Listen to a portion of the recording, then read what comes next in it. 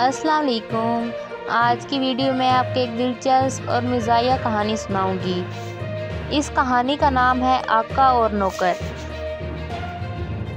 किसी ज़माने में चीन में एक अमीर अहमक आदमी रहता था। उसका नाम पिंगसन था। उसका एक नौकर पो शेख था। वो अपने आका से भी ज़्यादा बेवकूफ़ी की हरकतें करता था। एक दिन पिंगसन ने सोचा कि दरिया के किनारे चहलकदमी करें। उसने अपने जूते पहने, ख्याल नहीं किया कि एक जूते का तल्ला मोटा है और एक का पतला। वही जूते पहनकर टहलने लगा। पीछे पीछे उसका नौकर भी था। थोड़ी देर चलने के बाद पिंगसन को महसूस हुआ कि चलने में दिक्कत पेश आ रही है। एक पैर दूसरे के मुकाबले में नीचे चले जाता है। नौकर से कहा, मेरे पैर में शायद कुछ तकलीफ है।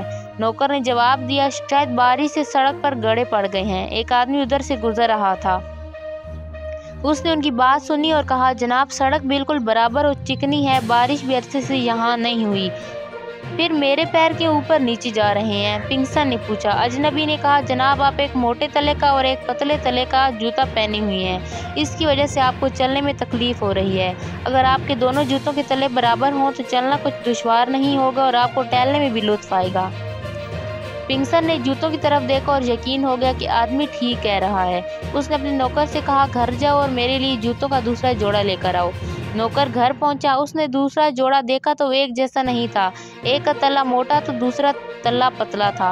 उसने सोचा, ये तो वैसे ही जूते हैं जैसे उसका आका पहनी हुई हैं और जिनकी वजह से उनकी तकलीफ पहुंच रही है जिनकी वजह से उनको तकलीफ पहुंच रही है, तो फिर उन जूतों का क्या फ़ायदा। वो खाली हाथ वापस आ गया। पिंगसन ने उसे देखा तो पूछा, मेरे दूसरे जूते कहाँ हैं? नौकर ने जवाब दिया, मेरे आका आपने जूते लाने का कहा था।